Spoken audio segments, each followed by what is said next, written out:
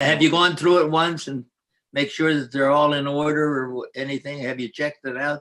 I sure hope they're in order. Yeah. I do too. I went from the top to the bottom. Whatever, when you sent me that and you said use this in the thumb drive, that's what I used. Okay. All right, my introduction is going to be very short, Andy, because I want to turn it over to you and give you as much time as possible. Okay. Well, whatever he shows, I'll have to respond. I'll respond to it, Pete. Oh. So it's up to him to show what slides he wants me to. Yeah. Well, if you want to move on to another slide, just say, Sean, next slide. Yeah, that's what I'll do. Yeah. That's what I'll do. All right. Should be a good one. It should. I hope so. I'll bring up the restreams here. Good evening, social media. We're here on Monday Night Happy Hour. You may recognize Pete Mecca from our Thursday night program. Pete will be hosting tonight. All right. Restream is good to go. Let's share. Thanks, guys, for bearing with me here, and we're going to let everybody into the room.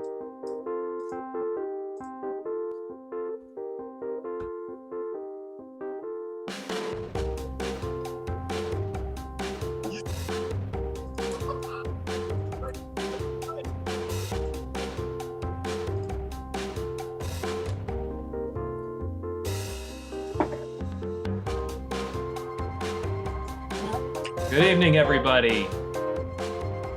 Welcome to Veterans Breakfast Club Happy Hour for July 11th, my mom's birthday. It's good to see you all this evening, back from our 1-week hiatus for Independence Day. My name is Sean Hall. I'm Director of Programming with the Veterans Breakfast Club. Normally we do Monday night happy hour, but for the summer months here, we're going to try a little something new. You will see Pete Mecca here on the program. Pete, how are you doing tonight? Still kicking there, Sean. How about you? Doing great, thanks. Pete usually hosts the Thursday night A Veteran Story with Pete Mecca, but we are going to throw hosting duties over to him for tonight's happy hour. His guest tonight will be World War II veteran and 98-year-old Andy Negra, joining us from Georgia. Andy, how are you doing this evening? I'm fine, thank you, Sean. Wonderful. Glad to be here. Good, yeah, it's happy to have you here. And we have some new people joining the program tonight. Alex, you seem like a new face. Welcome to the program. Glad you're joining us. Curtis, see a new face. Ben Wright let us know that you'd be joining with your son. Is he 4th or 5th grade?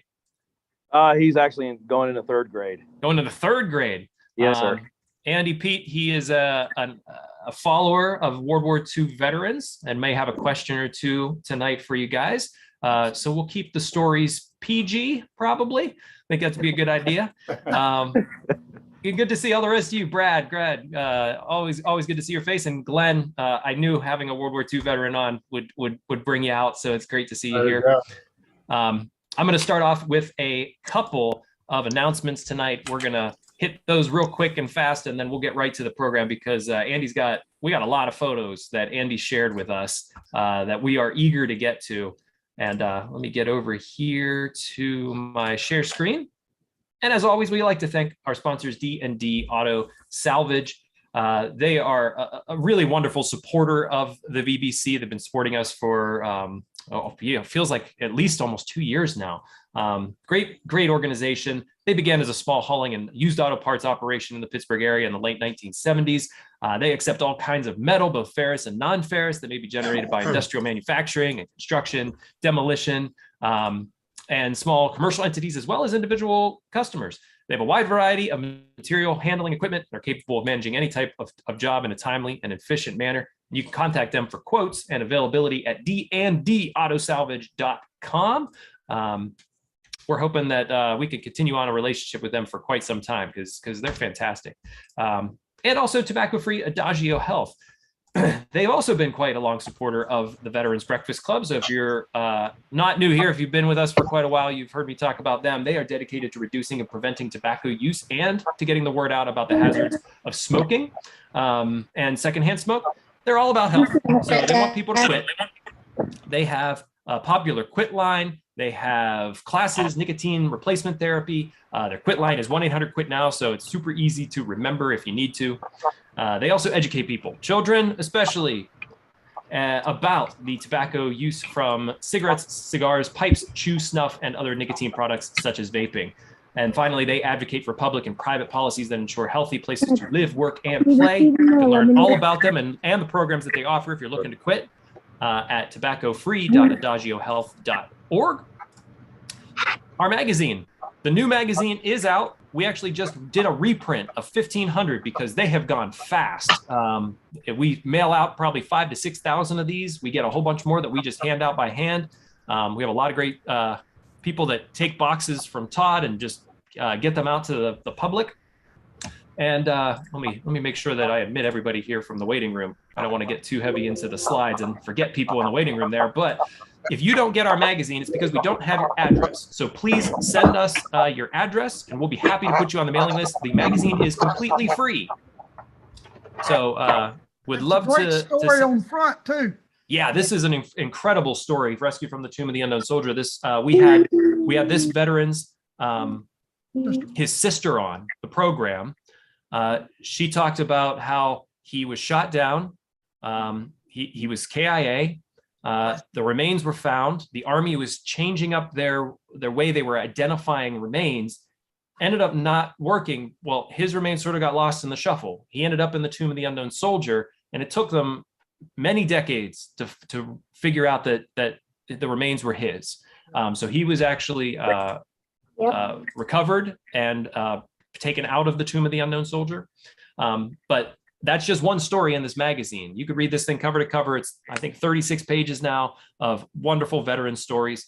So please send us your mailing address, and we'll be happy to get one in the mail to you. And finally, the Scuttlebutt. I host the Scuttlebutt normally. This is our pre-recorded podcast. And this week I had on the Wisconsin Veterans Museum. If you've not heard of them, they're an incredible museum. Two gentlemen from there, Chris and Eric, both came on. Eric's a veteran. Chris is not, though. He worked a long time as a civilian with the Army, very long time. And what was interesting is that they talked a lot about how their museum, though state-run, is really one of the only state-run, federal-run museums that civilians can just freely access, free. And a lot of museums end up on base that civilians have a difficult time or cannot access. So we talked a lot about their mission. Many of the programs that they have, they do a lot of the same types of things that VBC does. They get online, they tell stories, they do event nights. You can check out the Scuttlebutt. I'll put the link into the chat. And then you can check out their website and all the great programs they have going on. And if you're going through Madison, be sure to check out their museum because it sounds like what they have going on is pretty incredible. And be sure to check in on their online programs too, because they're phenomenal. Two great guys. I hope you guys check it out.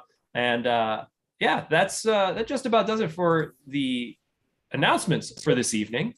I'm excited to have you all here to listen to Andy's story. But first, before that, I'm going to pop it over to Pete Mecca. And Pete, thank you for hosting on a Monday night. Well, thank you, Sean. This is great. First of all, Curtis, can you hear me? Yes, sir. What's your son's name? Jackson. Welcome to the show, young man. I'm glad to see a young face here. Okay. Thanks.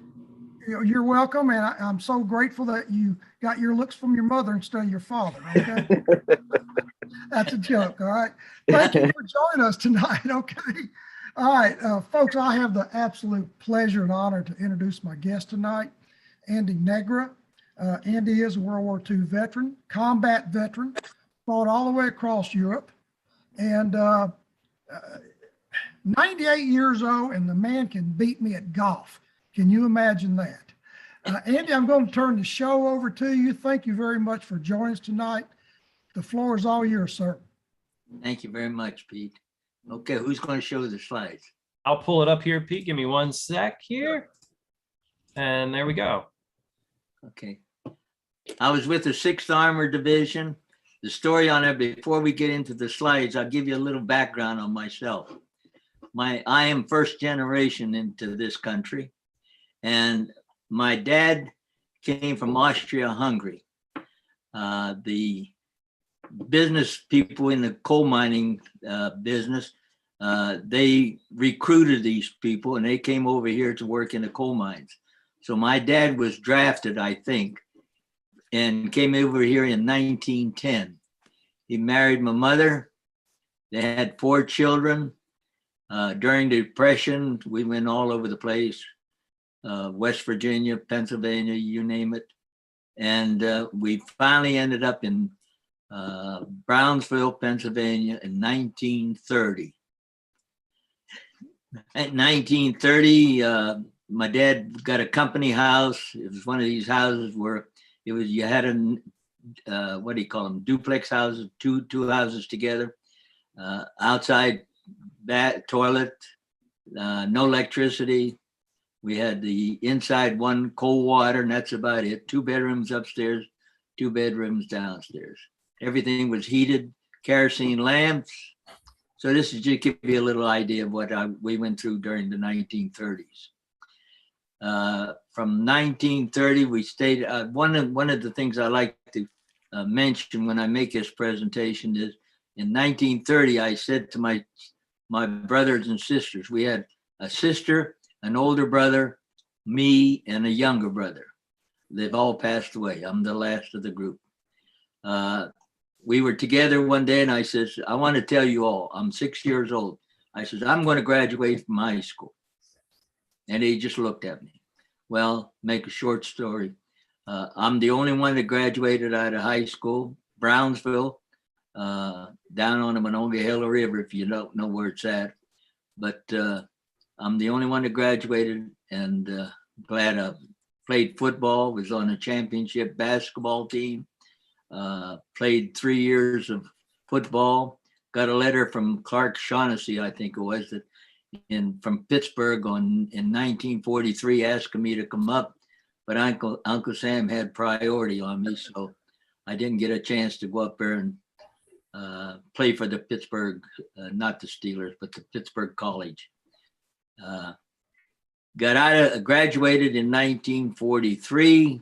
2 weeks later, I was on my way to Fort Bragg, North Carolina. Had a basic training, got out of basic training, was transferred to Fort Meade in Maryland. Their story begins. So one day I was walking along the camp there and I heard music. And the music sounded good, and I love music, always have loved music. So I went in and looked around and see what was going on. The dance floor was on the right-hand side of the hall of the floor, and I looked over there and I saw this beautiful young lady standing there. She was the only one not dancing. So I walked over to her and I asked her, would you like to dance? And she said yes.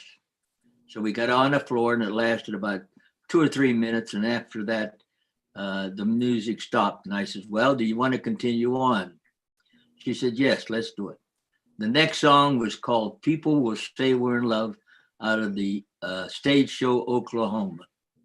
And believe it or not, I started talking to her and I says, you know what? She says, what? I says, this is our song for the rest of our lives.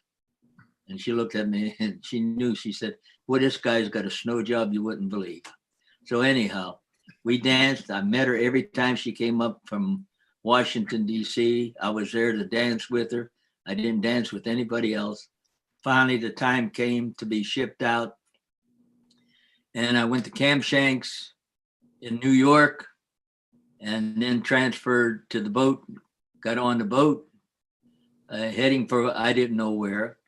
I found out later that the 6th Armored Division was also on that convoy going to someplace in Europe. Well, on the boat about 5 days out, a bunch of us GIs were on a sort of a circle and we were asking each other, you have girlfriends back there in the United States? And I said, we all said, yeah. And we pulled out the pictures from the wallets. I showed mine and it went around about the 3rd or 4th guy. And the guy says, wait a minute. He reached in his wallet and pulled out the same picture. I later on asked my wife, I says, what happened? She says, well, we girls did not know. Oh, before I go a little further, she was 17 years old when I met her.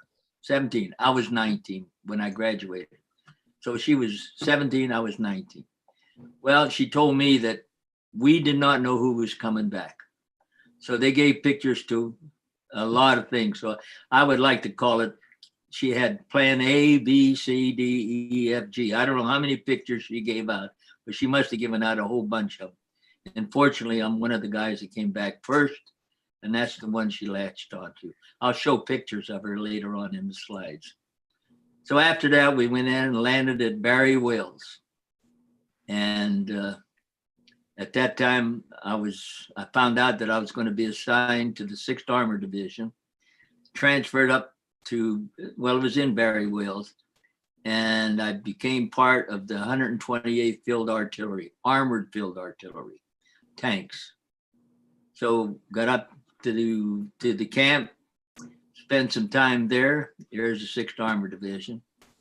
That's our symbol, Super 6th. It's pretty proud of that division because Patton enjoyed it. He loved that 6th Armored Division and also there's General Patton there. See, it's a good idea. We'll go right into the slides. I can tell you a lot more, but I won't go into that. This is General Patton. We'll go to the next slide, Sean. This is General Grove. He's the general of the 6th Armored Division. He's a wonderful guy. This is our landing on Utah Beach. Let me give you a little bit on this stuff. We had our basic training in Wales, moved over to Southampton, got on the boats, and we got into the landing craft in Southampton. The British gave us the Last Supper, as they called it, as we transferred from England to the landing boats and over to Utah Beach. As we landed on Utah Beach, over on the side was a man yelling up at me, "Hey, Andy Negra, hey." I looked down there, and believe it or not, it was George Dankovich, a friend that lived about 4 houses from where I lived at back in Brownsville. Very interesting. Never saw him again, but it was a surprise to see somebody that I knew with the many soldiers that's over there. It was unusual. This is a good idea of where we were when we landed. I'm trying to find Utah. Where's Utah Beach? Trying to circle it with my mouse if you can see me doing that. Oh, okay. There's Arrow Utah. right here. Yeah. Yeah. We landed here. Then we were transferred to St. Mur English. To give you an idea, when we landed, the American troops and the Allies were 20 miles in. This was 20 miles up into that area, that particular area. How wide it is, I can't tell you. But everything on the inside was the Allies. Everything on the outside was the Germans. So we landed here, came to St. Mir. We had 2 weeks of. Explain that. Sir? From Utah, we went to St. Mir English over here. We had 2 weeks of more training, getting the units together. And from here, we took off. All right, I think the next slide tells a story. No, not yet. Okay, this is the 105 that we used in our sir? Oh, go ahead. Go ahead, Andy. This is a 105. I'm not, this looks like me, but it's not, I wasn't on that. I was assigned to the reconnaissance unit, which provided the maps and everything. So we had 18 guns in our unit, 18. And so we provided the information. And the way it worked is the airplane or the ground reconnaissance would find the Germans, locate the Germans, notify headquarters. Headquarters would notify us where the Germans are. We in turn provided the maps, gave the artillery the direction on where to shoot and how to shoot, and they in turn would shoot at the Germans. Next slide. This is a minesweeper.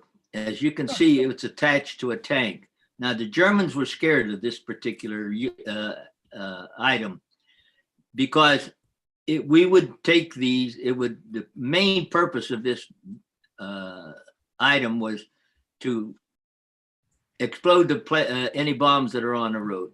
However, we used them also to weed out the Germans in foxholes, and it scared the devil out of them, and they didn't like it. So if this particular tank would go over a foxhole, the Germans would come out, surrender, and we'd continue on.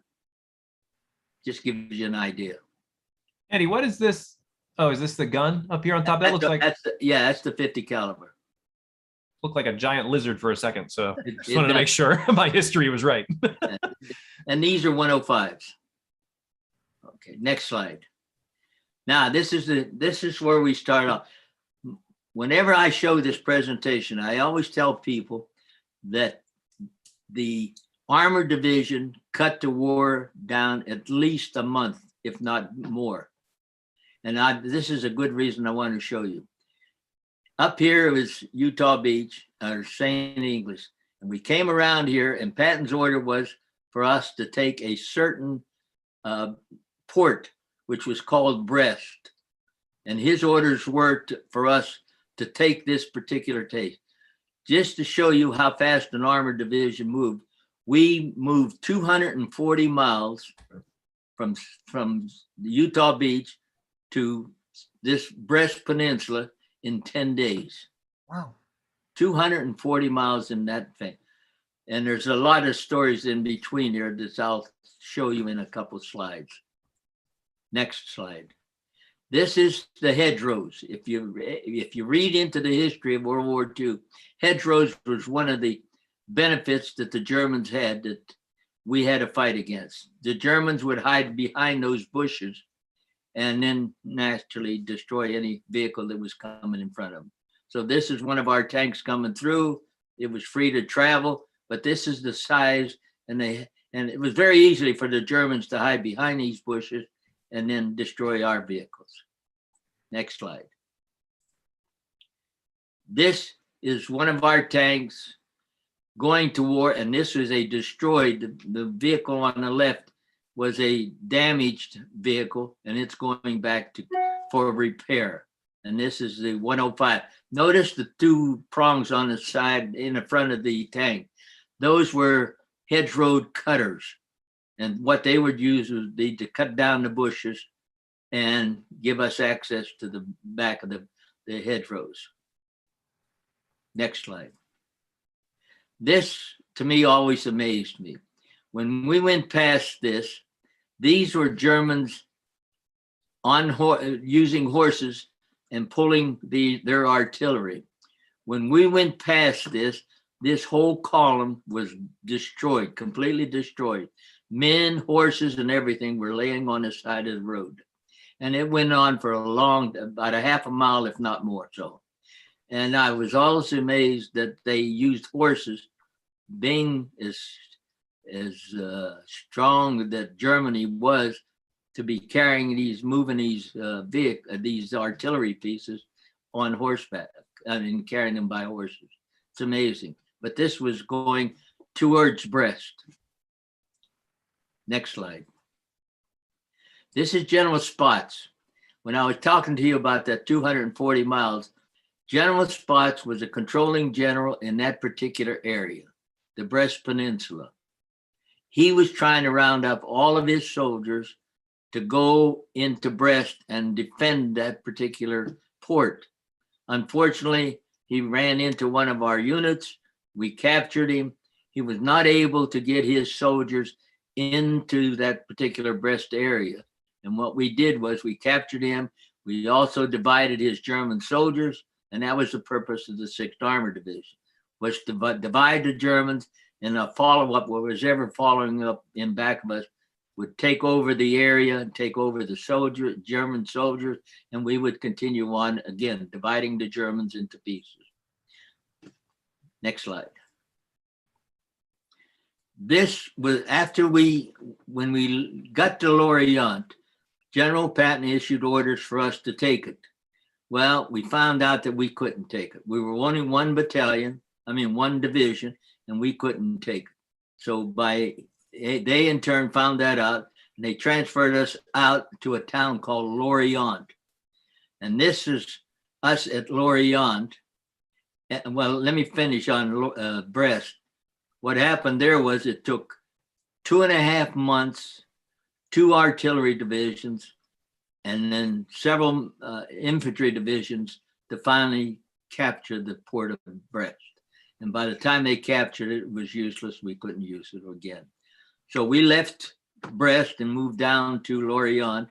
This is on the outskirts of Lorient. It was another port that we wanted, and we couldn't take it. So we were shelling the thing. The Germans spotted us, and whether or not this was the tank that I was on, and the reason I tell you on this, they were short of guys to get on running his tank. So they pulled me out of the survey section and put me on a tank. I was taught by the sergeant in charge of that tank, and he taught me how to load the gun. He said, don't never use the open hand.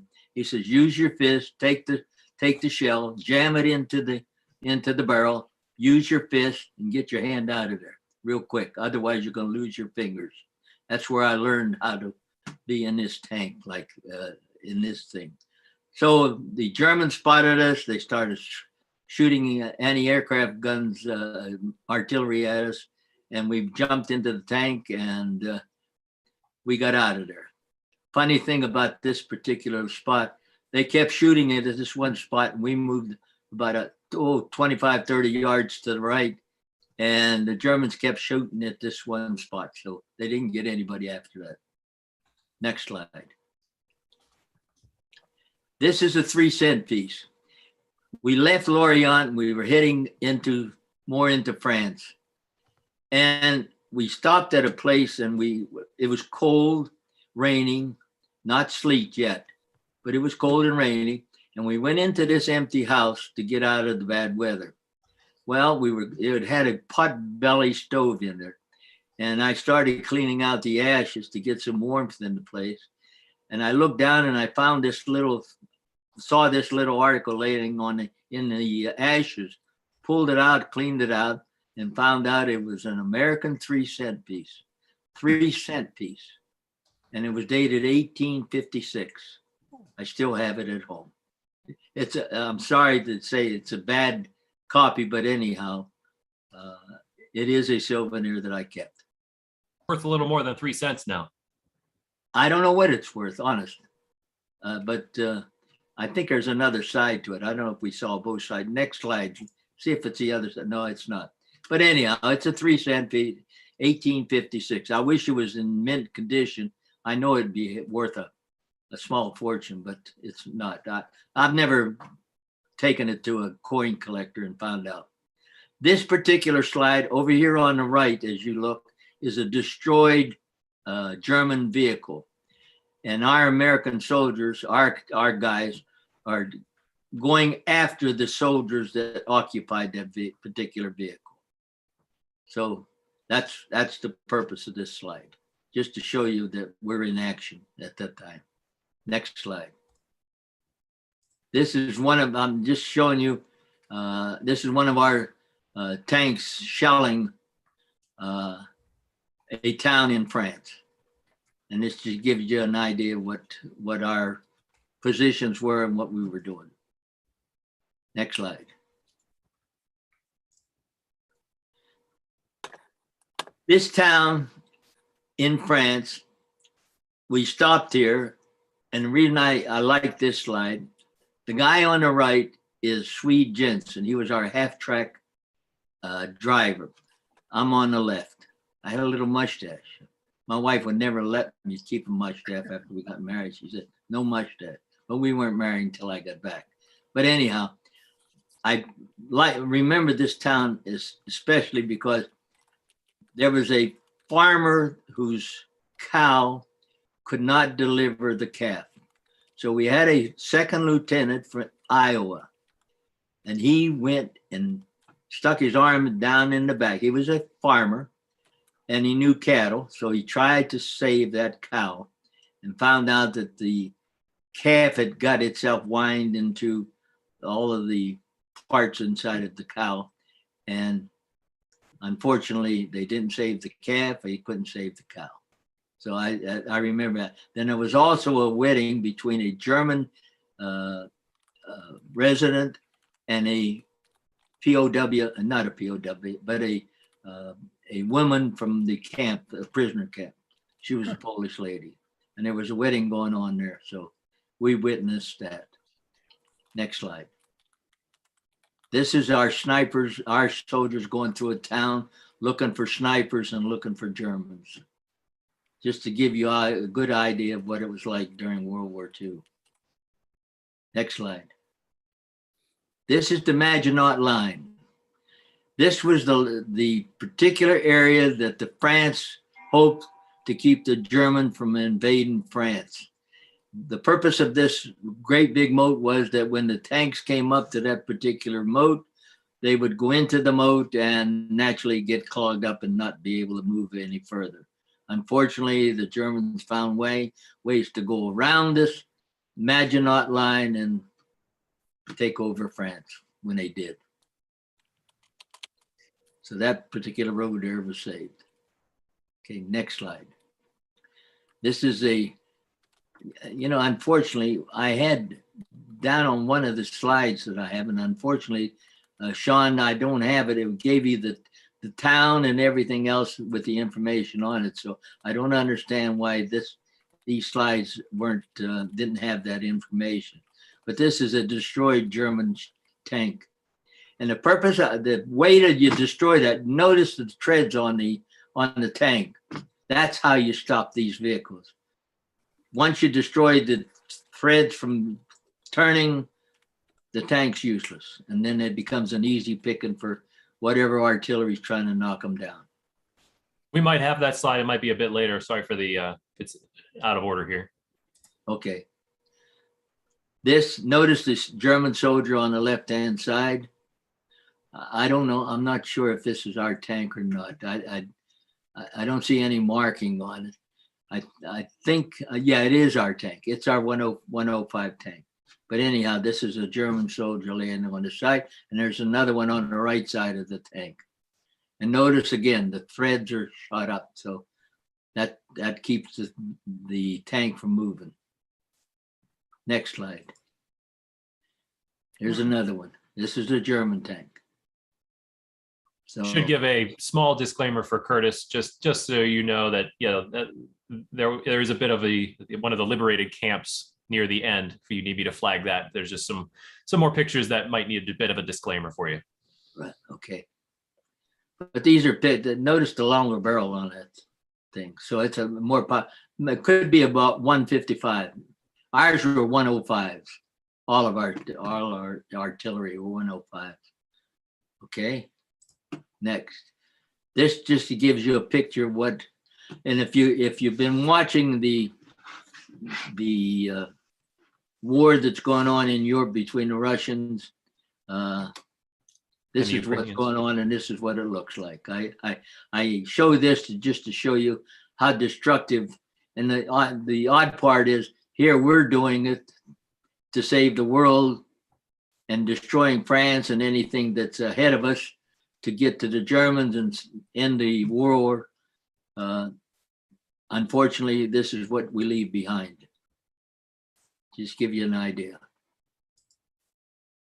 Ukraine's having the same thing. This is one of our tanks that were knocked off from the bridge, and it's laying there. So it wasn't an easy picking during World War II. Let me guarantee you that. A lot of deaths, a lot of sad things. All right, next slide. Now you're entering the Belgium area. So, and this is a bunch of guys that I'm not in on this, but it's just a picture to show you some of the guys. 6th Armored Division. They're proud of the fact that they're into the Belgium area. Now the Battle of the Bulge. Next slide. This is me over here on the right-hand side taking information out of one of our tubes, which had the maps. This is the half drag drive. to give you a little more information on that half track, that was home for the 20 months or so that we were in combat. And we were in combat steady for close to 231 straight days without stopping. We lived on this half track. The canvas kept us when it was raining and snowing, and otherwise the thing was down, and that's where we lived at. That's our bed, that's everything else. If we were able to keep moving when we were told, and I can remember 3 or 4 times that, more than that, several times where we stopped, dug foxholes, at least 2 or 3 foxholes to prevent us from getting killed. Then we told, no sooner you finish the foxhole, get back into the half track and we're moving on. So it was continuous fast move. And we moved fast, very, very fast on the roads. Next slide. Brad brought up a good point in the chat here. He said the half track had no protection from overhead artillery fire. None. And there was four of us on there. The driver, 5 really, the sergeant in charge was there. So there was 5 of us on this half track. All of us had something to do. My job was taking the maps out, exposing the maps, showing the spots where the artillery was to shoot at, and put the maps back in, move to the next direction, next sound. All right. This is Bastogne. Here is Bastogne. I don't know if I'm pointing at it there. Can you see that? Yeah, that's Bastogne. This on this side was us. On the other side was the Germans. And it gives you a good idea of what the lay of the land was at the time. This is on December 20th, let's see, that's the entire time of the Bulge. But anyhow, to get to Bastogne, before I go into the Bastogne thing, we were in Nancy, France, when Patton got word that there was trouble going on up at north, and they expected trouble. So Patton gave us early warning to get in, get ready, and we're heading north. From Nancy, France, we went to Metz, and Metz was really a powerhouse for the Germans. It was pillboxes all over the cotton pick place. Well, this was the 24th of December. We got to Metz, and believe it or not, our American transportation guys brought trucks and trucks of stuff, gave us our Christmas Eve supper. We had turkey, we had cranberry sauce, we had stuffing, we had all of that stuff on Christmas Eve, December of 44. And this was in, let's see if I don't know if Metz is on here or not. Yeah, here it is, down here, down at the bottom is Metz. So from Nancy, France, we ended up here. And then the next morning, Christmas Eve, we headed north to Luxembourg. We got to Luxembourg, and these spotted lines you see there, that was back-to-back vehicles going north to Luxembourg. And I mean, rain, sleet, snow. It was the worst winter that this particular area had for years and years. And we were told to move. And I'm telling you, I had 3 pair of socks on, all the clothes I could get. I always had that on there. And we were in an open half track, but the cover was on us, fortunately. So from here, we went to Luxembourg. We got out of Luxembourg. We found a 2-lane bowling alley, 10 pins. And all of us just crammed inside of that bowling alley and slept there for the next night. The next morning, we were on our road into Bastogne, heading for Bastogne. So that's what you see there. Thank you, Sean, for showing that. So there we go. There's another shot of Bastogne, and how you noticed how the line straightened out a little bit. We began to push the Germans back. I think one of the dumbest things that the Germans didn't do, and I'm fighting the war afterwards, was they should have circled and just went in through from all 4 sides, from the tidal end of the circle, but I don't know why it didn't. But if you recall the stories on that, it was a lot of fog. Airplanes couldn't give us any defense at all. So it was strictly a ground attack, ground fighting. In Bastogne, another tank was short. So they pulled me again off and put me on this tank. And there I was in this tank on the outskirts of Bastogne, defending naturally the area. About 12 o'clock at midnight, we hear German voices outside of our tank. Now, why the Germans weren't more curious than ever, they could have really destroyed us, but they didn't. We were told, don't breathe too heavy, be nice and quiet, don't make any noise. Next morning when we got up, the Germans were gone. So I got out of that tank the next day and they put me back into the survey section. So there was 2 experiences. There was another experience back there at the beginning there that I didn't have the map to show you what, but as we made that 240 trip, there was a town called Avaranches. And as we were moving towards Brest, we were attacked by 5 German airplanes, Me-109s. I think it was 105. Was it 105s or 109s? I think it was Me-109s. And they attacked us. And we got out of the half track and I ran behind a well that was out in the open field. I heard the Germans strafing the planes and strafing the area there. Once they left, I looked at the well that I was there. The log that holds the rope and the bucket was shot in half. So the bullets missed me by inches. And there I was fortunately, I was behind the well and the bullet didn't catch me. So I wasn't injured in any way. I wanted to tell you about that. Okay, next, we'll get back. This is, I think it's one of our tanks. Yeah, it's one of our tanks. It's destroyed. Notice the beat.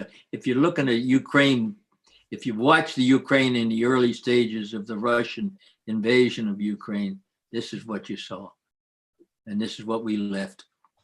Next slide. This is the half track, our half track again. It's completely covered by white sheets of paper.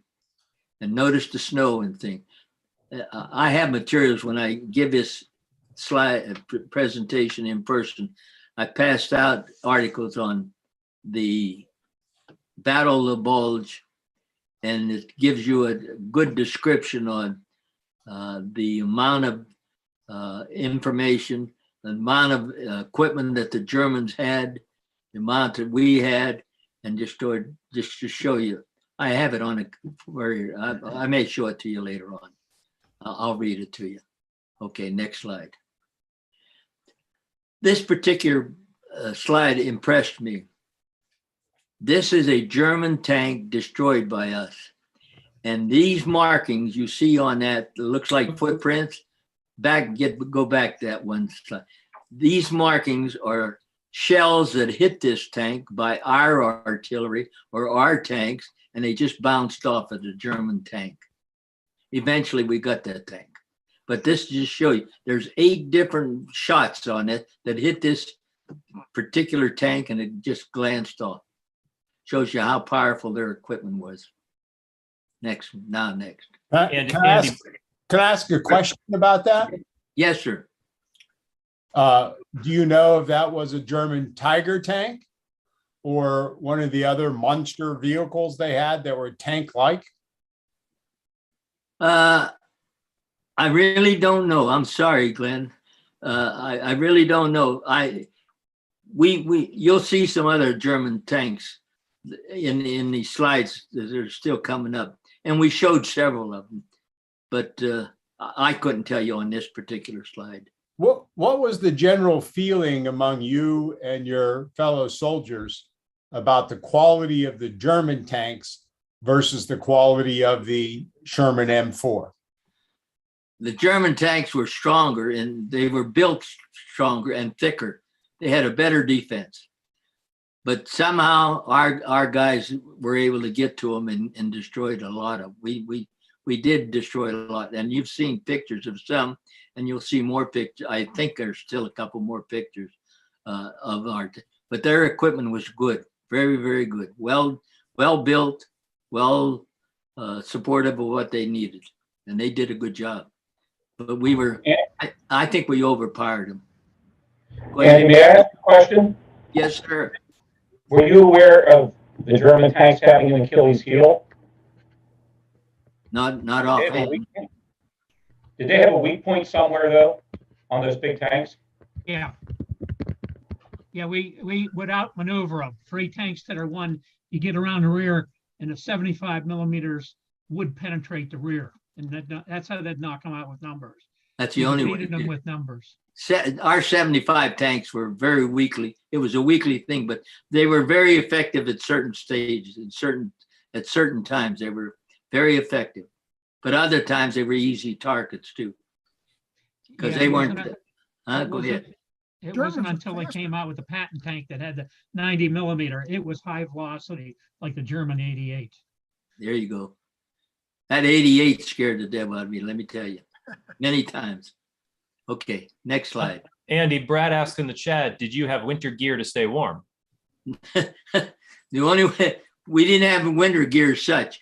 I mentioned earlier, I wore all the socks I had. I wore all the shirts I could wear. It was cold. It was the worst winter that particular area ever had. We had snow, sleet, rain, combination of everything. Matter of fact, hold on a minute. I'll give you a little idea.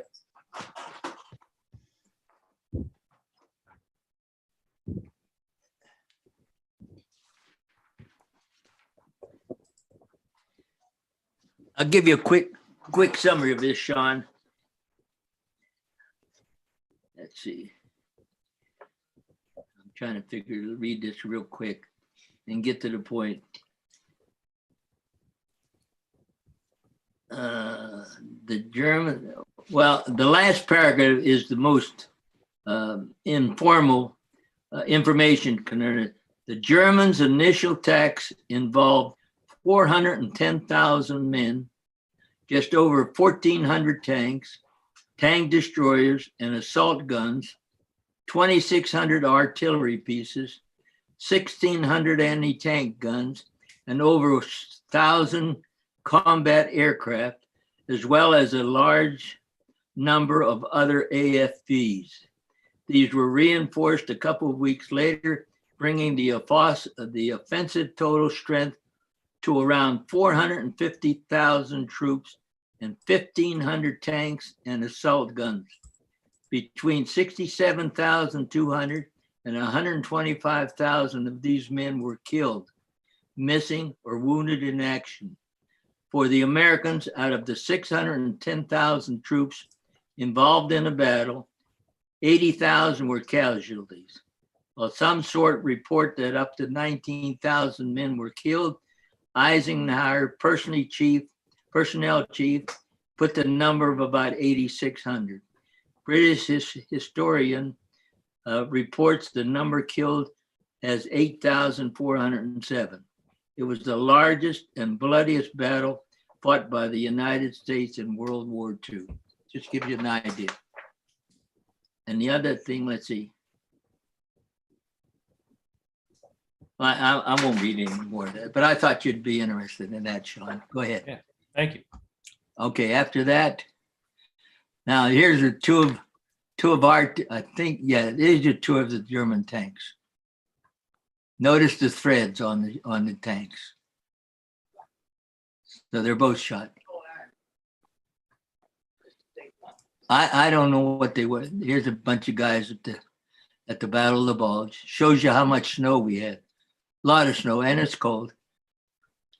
We had warm equipment, warm to the point that you didn't get frostbite. However, it affected the equipment very much so.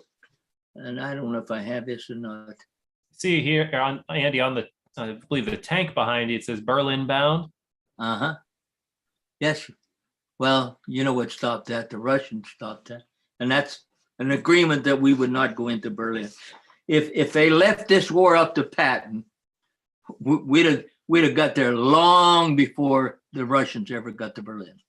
But there must have been some kind of an agreement between the Russians and Americans or the Allies that they would not take Berlin, but leave it up to the Russians. So Happened at Yalta. I can tell you that. Bob Miswell, you said happened in Yalta. Yeah, it was negotiated with a very sick President Roosevelt, Churchill, and Stalin. And a lot of people think that Stalin took advantage of Roosevelt being so ill. If you can get hold of, there's a particular book that they wrote about Patton. I forget the name of it, but anyhow, if they would have let him and Montgomery fought a lot, and Eisenhower seemed to have favored Montgomery more than he Get should his have. work in here. Sir, That door that's hidden here. Hold on 1 second. Hold on. And clients come in. Let me What that meant, obviously, is if his hold on 1 kids second. were I just out have to here find out who is. playing around, and this guy, of course, could be. Okay, do you need these? Can you use these? Yeah, sure. Hey, Sorry, George. Have to mute you. Sorry about that, Andy. Someone was having a conversation and didn't realize they were unmuted. oh, that's okay. Now you lost my train of thought. Anyhow, I was talking about Montgomery and Eisenhower. Yeah. From this particular book, which is exceptionally good, I wish I had it in front of me and I could have told you what the name of the book was. If you could find it, it was a paperback, but it describes Patton's attitude towards Montgomery, Eisenhower, and how he could have won this war, knocked off at least a month and a half, if he was given the freedom to run the show as he wanted to, but he was stymied by Eisenhower, and Eisenhower wanted to sort of pacify Montgomery and give him some credit. And every time he gave Montgomery an assignment, Montgomery, well, I'm not going to lambaste him too much, but anyhow, he didn't perform as well as Patton. Let me put it that way. Patton was a nigger. Let me go and I'll be in Berlin before anybody has a chance to even think. And he would have. Okay, here's a couple more of our tanks. These are our tanks. Wow. Just gives you an idea how our guys went through too. Notice the snow. We're now entering Germany through the courtesy. After the Bastogne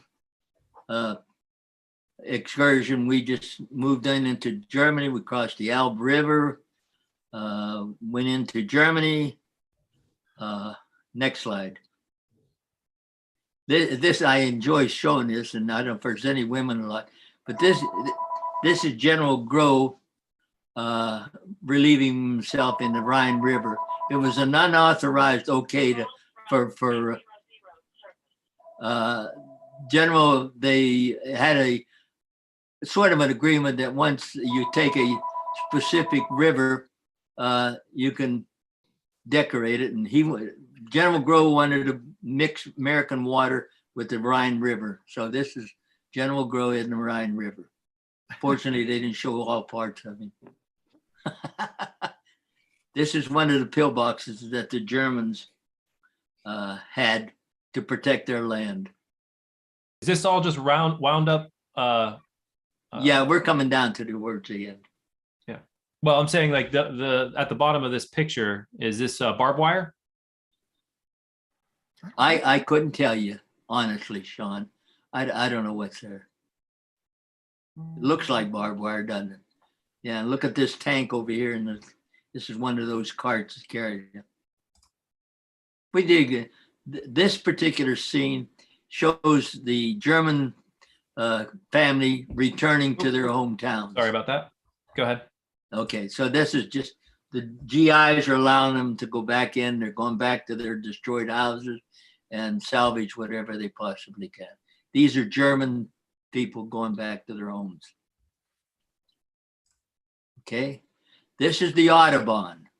Notice the German soldier. This particular item in the front down here, as you see this round thing right there. Yeah, that's a bazooka that was used to destroy our tanks. That's one of those things that you shot at the American tanks, and if you could destroy it. But anyhow, that's one of those things. And this is the Audubon. I remember that. That's beautiful road.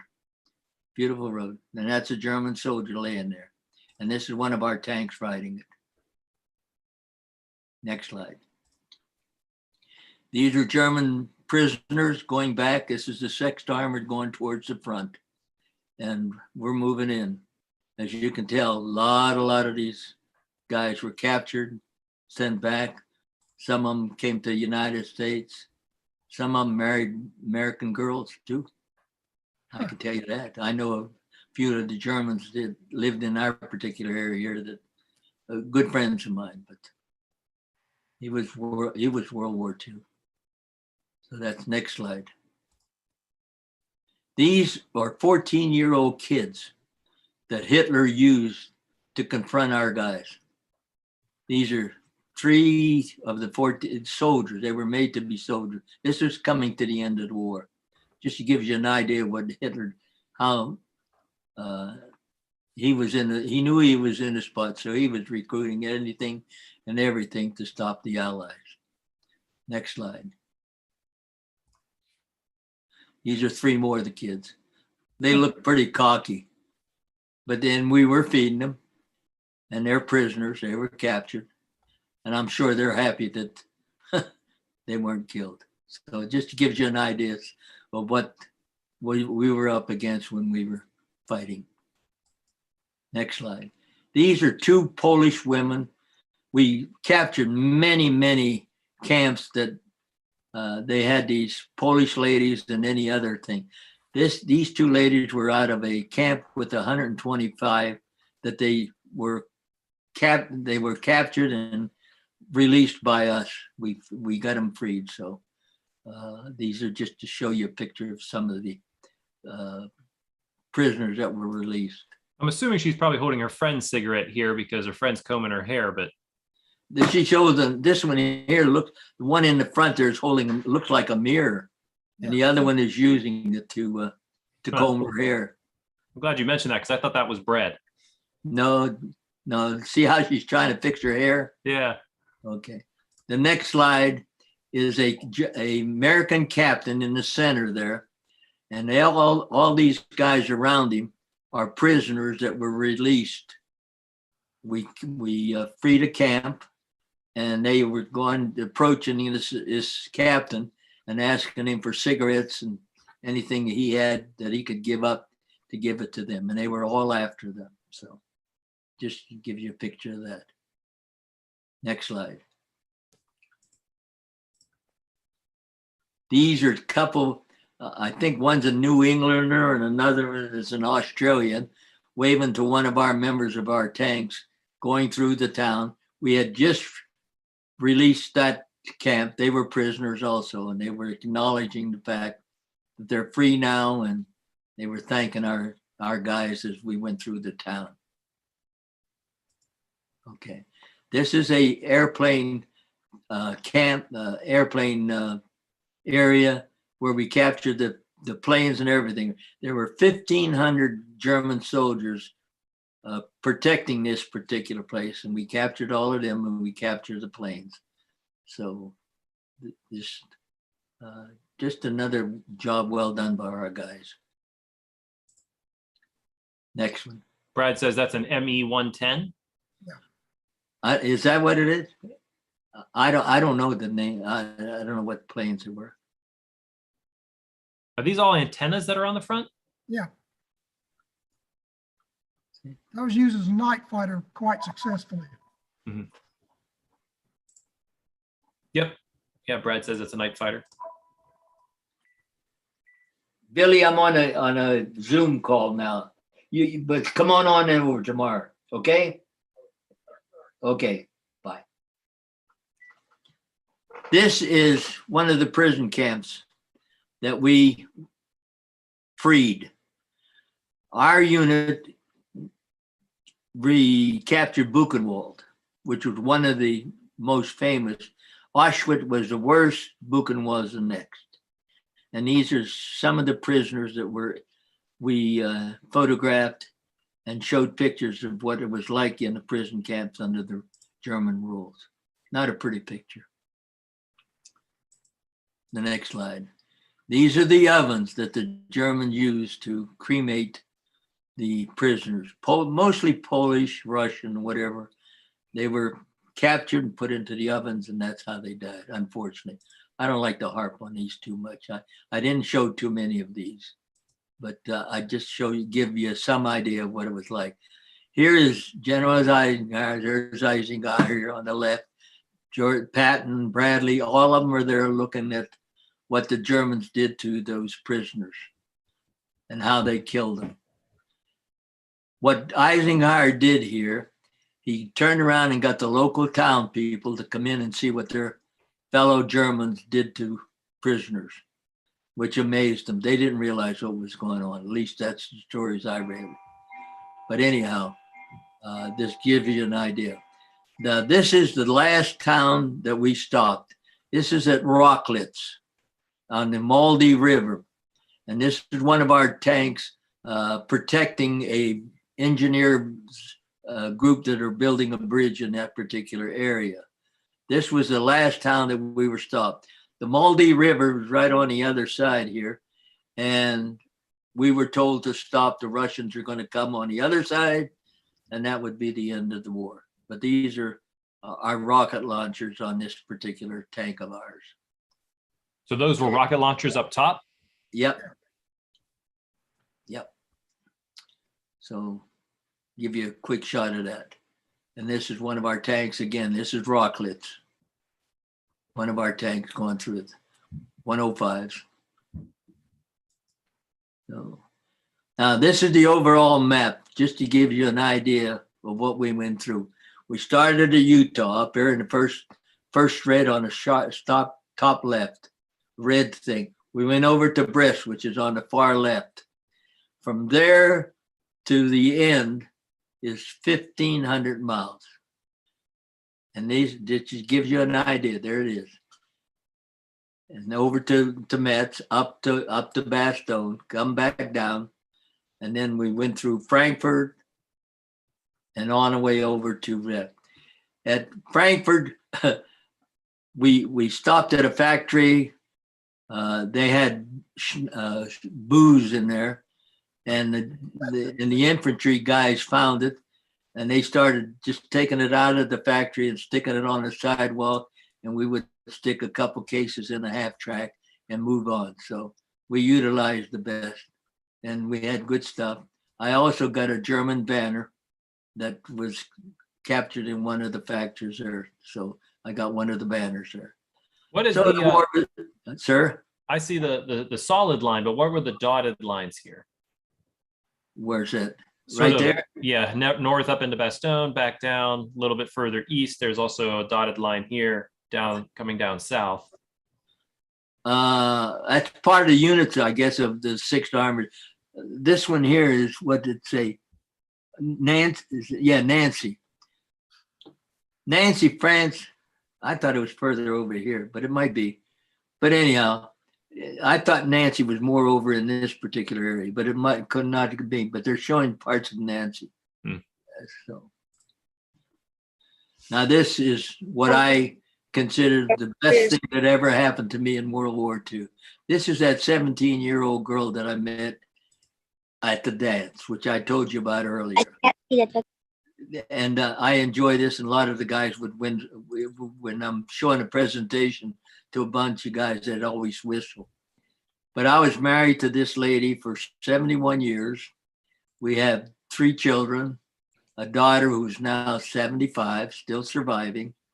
The oldest son is tomorrow is his birthday. He'll be 73, and the youngest son is going to be 68, 69.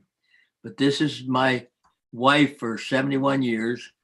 She died 5.5 years ago of dementia, and I kept her at home. I told myself, and I told everybody else, that she took care of me for 71 years, was the most wonderful person that everything happened in my life, and I was going to take care of her. I didn't put her into an assisted living or anything else. She died in our bed, and I watched her die. My daughter and I and my niece from New York was down there, and she died in bed. She had dementia for, like I say, for 10 years, and she was babied all the way through. So just to give you an idea of her loyalty, this is her in a WAC uniform. She was also a nurse. This is somebody that, if you're married, I'm sure your spouse is just as good as mine was, but there was none ever any better. And I love this woman, and to this day, I still love her, and I miss her extremely well. This is us on our wedding day. She was some kind of good-looking woman. And that's me. I got a thing, that curve in my hair that's a finger wave I put in. Sir? That's all right. Just a bit of noise from one of them, but got some nice hair there, Andy. Yeah, I did have a lot of hair at that time. And so that's about, and this is a knife that where I acquired it, I don't remember, but it's a knife given to graduates who trained for the Forest Service as well as used in the war. It was given to graduates. It says Tiger Regiment 90 Mittenwald. Mittenwald now is a tourist attraction in Germany. And so I held on to this enough, and I sometimes I bring it to my presentations and just to show people what it was like. But it's a beautiful piece of item. This is a diploma given to me by the French government after I came home, 1944-45. I have a lot of words that if I could show it to you, I'd have it on a wall up here. The French government gave me the Legion of Honor. The attaché down in Atlanta came up. We had a big presentation in front of our development people here. There was well over 200 people that gave that. The college here, Truett McConnell, honored me with a doctrine of letters. So they tell me I'm a sir and I'm a doctor and all of that other stuff. So, but I told them they can call me anything they want. But anyhow. Brad asked in the chat, what did you do after the war, Andy? Well, that's an interesting story. I proposed to my wife in a restaurant in Washington, D.C., Sean. And we were sitting in this restaurant, and I looked over to her and I said, would you marry me? And she said, yes, on one condition. And I said, what's that? She says, I got a job. You got to get a job first. And believe it or not, she helped me get a job. I went to the Coast Guard. They offered me $1,000 a year. And I said, I'm worth more than that.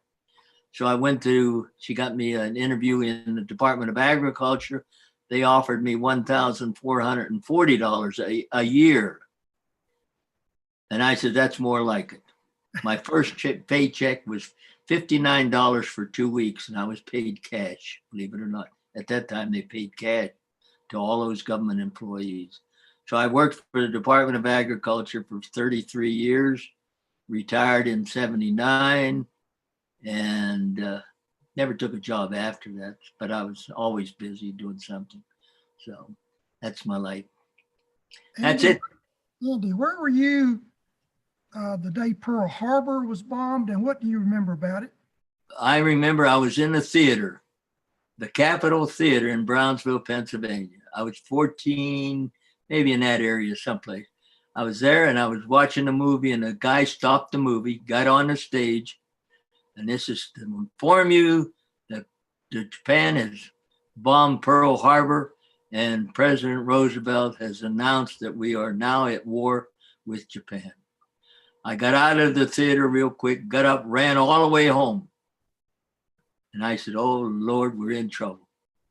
So, but they allowed me to finish school, and then I was drafted in 43. So that's where I was. Now, you were in the tank and the half track. Which vehicle did you prefer? I preferred a half track. Did you? Yeah, because we lived in it, we did it, and there was 5 of us together. We were always busy. Steve was the tank, the half-track driver was a nervous guy. He was always scared of everything. He said, watch it there. And he never called me Negra. He always called me Negri. So I didn't care. But anyhow, I learned how to drink there. I learned how to smoke there. I did all of the things that an American that's growing up will go through. All right, I got- Andy, our young guy, sorry to interrupt, Pete, our young viewer, Jackson, had a question for you. I'm hoping, I'm going to ask Jackson to unmute. Okay. He probably knows how to use Zoom better than I do. Okay. Yeah. Jackson, How long was he? Whatever you want to ask me, go ahead. Uh, Was he at war? How long were you at war? I was altogether 29 months. My wife wanted me to stay in, and I said, no, I'm not going to move from one army camp to another camp, another place. If you're single, staying in the army's fine. If you're married, well, I just couldn't visualize. I couldn't imagine me being stationed one camp, and then they're telling me I'm going to go to another camp and another camp and another camp, moving me around all the time. I said, no, I'm not going to do it. So I cut that out. So that's why I went to work for the Department of Agriculture for all those years. Okay. Another question? Any more? Was How'd he you a like? fan- How'd you Go ahead, like the Jackson. slides? How'd you like the? Huh? Yeah. How'd you like the I slides? like it. Did you? Are you a fan of the Maldives? I didn't understand you. Are you a fan of the Maldives? Are you a fan of the Maldives? That tank, the 50 cal. Again, I didn't understand exactly what you're saying. I'm sorry. I got hearing aids on, but I understand. But You don't. Are you a fan of the 50 caliber? yes, I shot the 50 caliber. That was part of our basic training. The 50 caliber. It's a big part. It's a powerful weapon. I shot it a lot of times, but we had a lot of engine. Huh? Go ahead, Pete. Still in use. Yeah. 50 caliber, it's still in use. Is it really? Yeah. Okay. It was a powerful. Yeah, I carried a 30 caliber carbine. That was my gun that I carried through the whole war. The 30 caliber. A lot of the guys didn't. And I don't right here. Huh? All right, go ahead. Hey, Go ahead, Jackson. thank you for your service. I didn't understand his question. Hear you, honey. And thank you for your service, Andy. Huh? He said, thank you for your service. Oh, thank you, Jackson. I appreciate that, honey. Very much so. And tell him thank you. The key Thank you thing. very much. Okay. You're welcome. You're welcome. Thank you very, very much. Just gives you an idea. Now, keep it alive. This is what I ask everybody that hears my presentation. Keep it alive. Remind people that 75, 80 years ago, a lot of young kids, I was 19 at the time, a lot of young guys gave their lives and time and effort to give up what they had to save this country. And it was a job well done, and it was a job that we completed. And if you want to really think of it as a bad thing, think in case we lost, that you would be speaking either German or Italian or Japanese if we lost the war. But fortunately, we won, and we're able to do what we're doing now. And unfortunately, the problems we're having in this country right now isn't supportive of what we fought for. Bob Buke, I see that you have your hand up. Yes, I have a question, Andy. I put it out on the chat, but I wanted to ask you, could you tell us a little bit about your journey home from Germany when the war was over and all was said and done, about your travels back to Brownsville? Okay, what happened? Is it over? The 6th Armored Division had enough points to go home because it was an old outfit. They went on home. I didn't have enough points. So they transferred me to the 2nd Armored Division. Now, the 2nd Armored Division was in Berlin during the occupation of Berlin. Remember that? Where the Russians were giving us a hard time and we had to fly in food and stuff for the occupants of Berlin. Well, I was there for over a month. Had a little excursion there with the Russians. I did. We had a couple Russian soldiers that were caught in our area, and we had to ship them back to the Russian area. And I took the Jeep and drove them back to the Russian commander. And we were there about a little over a month, and I got pictures of coming out of that, other pictures. And then I second armored went home, and I still didn't have enough points. And I was transferred to the 36th Infantry Division. And the 36th Infantry Division, I stayed with them. We went to Marseille, got on the boats, went past the Rock of Gibraltar, landed at Camp Gilmer, transferred to Indiantown Gap, was processed there, Indiantown Gap, processed there, got on a train, 2 o'clock in the morning, or around that, 2 o'clock in the morning, snow and sleeting. And it was sometime in, I think in November, December, and headed for Pittsburgh. And fortunately, I had good friends back in Brownsville. I called them up, they come up and picked me up, took me back to Brownsville, and that's where I ended up until I started communicating with that beautiful thing back in Washington, D.C., and several trips there. And then the proposal came, and that carried me on for the rest of my life. Now I have one more question. Go ahead. Okay. My father in Africa did not like Patton because his MPs gigged my dad for not having his tie tucked in his shirt. I know a young lady whose father was a paratrooper. We took a shot at Patton. I also know some gentlemen who just revered him. Where do you fall? I know some people that love Patton. Where do you fall? I liked him. I liked him. You know, he had an ego. You got to give him credit for that.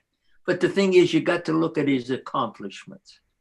See, and that's the thing that, just like I'll tell you, Trump is the same thing. He's a similar thing to Patton. Trump did a beautiful job. He left this country with he left the authority that he had as president in excellent shape, and then it was destroyed the day after he left office. Well, Patton's the same thing. He had an ego. He did a good job. Whatever he did, he accomplished an awful lot. Did a lot to save this country and every place else he fought. So I give him credit for that. Now, as far as loudmouth and stuff like that, well, and I understand that. That's my thought. I liked him. Thank you. How many times did you see Patton? Once.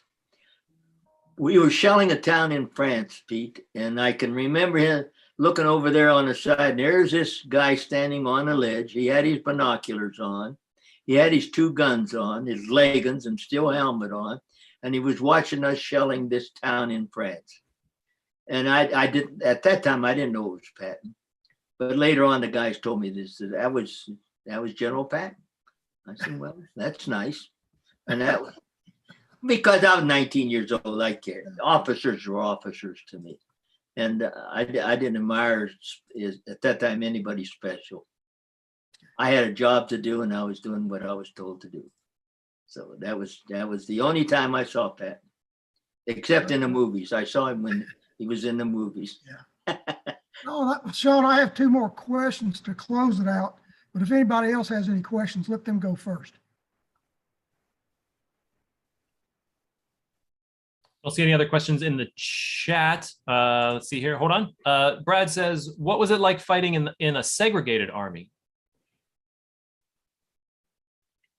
The only time I saw any minority was when we got the food for Christmas Eve. Thank you for telling your story. That's the only time that I saw any of them. Everybody around me was white. And not whether or not it intentional. I never paid anything. In Browns, we were well segregated. We went to school together. We played softball together. We did everything together. It didn't matter. But I always found out that no matter how segregated we were, they always had their buddies and we had our buddies. And we would dance. I would go to, I can remember when I graduated at the prom, and we danced with one another, and it didn't bother us. We had nothing. And we could talk and joke, and you can say colored jokes or white jokes or Polak jokes or anything, and we would laugh. Nowadays, it's so sensitive, you can't say anything without somebody saying that you can't say that. But it was wrong. Everything that's going on now is 100% different than what we ever did. And that's why I love the early stages of my life. Pete, what were your last two thoughts? In one of your slides, you showed German ladies going back to their destroyed homes. Right. In your experience, Andy, what did you think of the German people, and what did the German people think of you, and how did they treat you?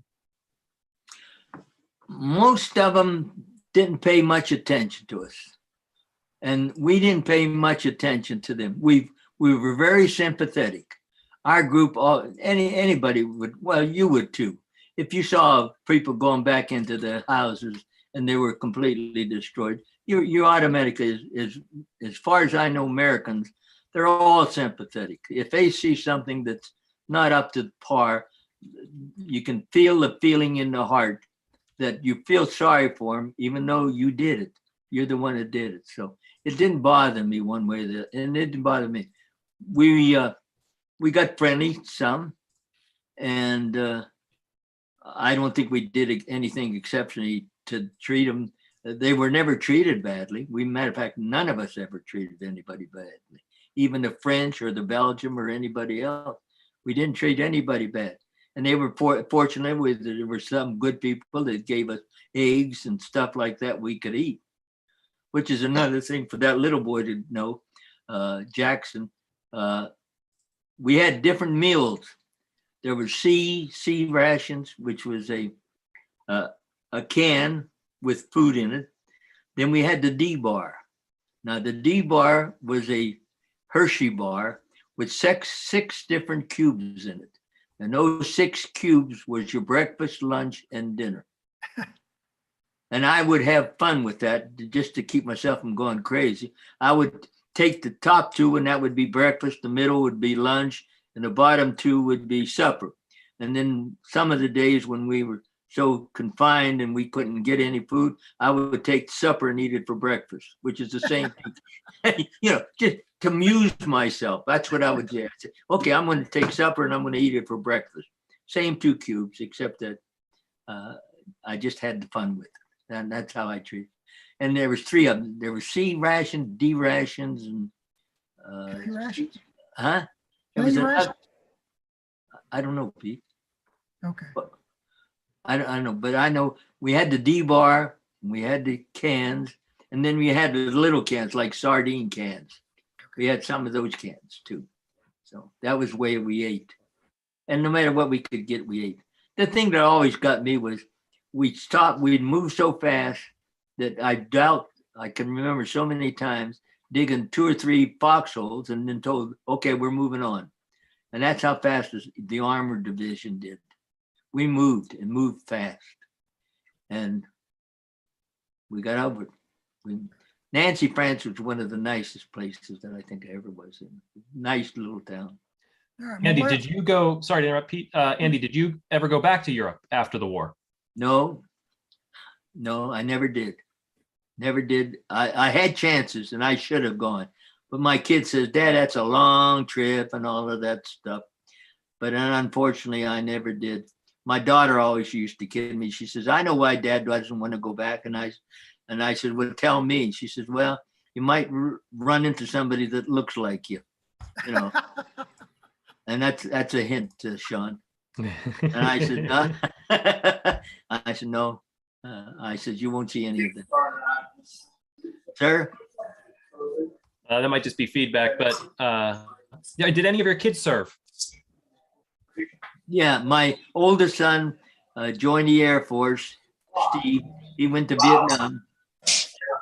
I don't know. Sorry. Yeah, sorry, we're getting a little bit of feedback from somebody's mic. My oldest, there we go. My oldest son was a helicopter loader, and he was in Vietnam, served there, came out of that safely. The youngest son they didn't take. And I have 3 children, the daughter and 2 boys. The oldest son is the only one who went into the service. And so he was in the Air Force. And did any of their kids serve? No, neither one of them had kids of their own. One married a woman that had children already, and the other one married a woman that unfortunately she couldn't have any children. So she wouldn't, and I'm sorry for her. They would have been excellent fathers. I know that for sure. My daughter has 2, and one of them has 4 kids. The other one has 1 child. And then that son has 1 baby now. So I'm into 5 generations, Sean. Wow. I was gonna say, you're great at this point. Yeah, I'm great at this point. Exactly right. As a matter of fact, I got 6 great, Sean. Wow. 6. Wow. And I got 6 great. So. Well, now we understand why they call it the Great Generation. We did all right. I got one last question. Go ahead. If anybody else wants to jump in, that's fine. But Andy, you mentioned the 88. Of all the veterans I have interviewed from World War II that served in Europe, every one of them feared that weapon. Tell us a little bit about it and why you feared it so much. Well, what it would do, Pete, it would burst over your area. It was like an anti-aircraft. That's what it was. It was an anti-aircraft gun shell, and they would burst over your particular vehicle or area. It was not, my figuring was, it was not to kill you, but it was to knock you out of condition. Otherwise, injure you, get you out of the war. And it splattered in front of you, and they would burst in front of you. Oh, but they would, when you heard the screaming Nemes, Pete, it scared you, and you knew there was trouble coming up. And so you protected yourself to the best I could. I 88 was a good anti-tank weapon too. It knocked out a lot of American tanks. Right, it did at that. Yeah. It did at that. We were pretty good. We lost a lot of guys. Matter of fact, our master sergeant died, I think the first or second day. He was crossing an open field and somebody shot him, and they never did know who shot him. And it couldn't have been a German, so somebody killed him. But I can remember one of our guys going lose his mind, and they send him back, a young kid. And I was blessed in that I absorbed all of these things, and I didn't let them get the best of me. I saw many dead bodies, headless bodies, all you name it. And I don't like to go into the gory stuff, but as a soldier, you see an awful lot of stuff. I can remember a soldier that was going to the bathroom, and one of our shells caught him, and that's where he was. He had his hands underneath his knees, and he was going to the bathroom, and one of our shells caught him, and that's how I saw him. So war's not pretty, and it doesn't really, if you watch the Ukraine war, you can see that it's not a pretty thing to do, and I hate it, and I hope that we never go into it, another one. But I don't know what's going on with this country now. But Andy, is there a day during all of those 29 months in Europe that stands out to you as sort of like a good day? Like what is a day that you like to think back on? Would it be time with your battle buddies? Would it be a particular view that you saw? Would it be the end of the war? That's a good question. I would say the best time that I had was the time that we were in Barry, Wales. I can remember next to us at the area that we were located on, we had a British anti-aircraft gun unit adjacent to us, and it was run by women. And every time the Germans would send their bombers to bomb Cardiff. Cardiff is the capital of Wales. We could see the bombers come over and bomb Cardiff, and these ladies would be shooting their anti-aircraft guns at this thing. That was again another thing that I can remember, getting a good idea of what we're into and what we're going to be doing. And the funny thing about that, I was taking a helmet bath. I don't know if you all know what a helmet bath is, but we didn't have showers or anything like that. If you took a bath, you put water in your steel helmet and then you washed yourself to the best that you could. And they started shooting, and I grabbed my helmet and stuck it on my head, and the water was still in there. So I got myself all soaked up. You panic and you grab the helmet, and I had water in it. So, but anyhow, that's one of the nicest things, being here without the war. But I can remember also landing on Utah Beach. But Somebody asked where you were on VE Day, Victory in Europe Day. I don't remember, Pete. I swear I don't. Really, no. I remember. Let's see. When was it? You can remember the date?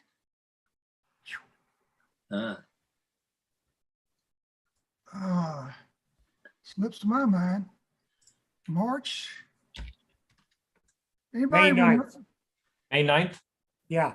May May 8th, 9th. actually. I see May 8th online, but What year? 1945. 45. 45. Yeah, Victory in Europe Day. Yeah. I was still at home. I wasn't married yet. I didn't get married until April 26th of 46. That's when we got married.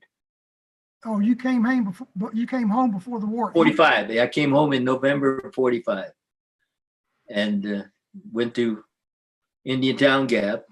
I was discharged there. And then from there to Pittsburgh and then down to Brownsville. So that was Oh, important. you got any more questions out there? I don't see any here or on the social media side, but we've reached the end of our program. Andy, I want to thank you so much for taking the time with us tonight and talking to us. I mean, we could spend 90 minutes on any particular part of those slides or the parts of your story throughout, but we certainly got the fast track through Europe. Well, I hope you got something out of it. Certainly. I enjoyed telling it.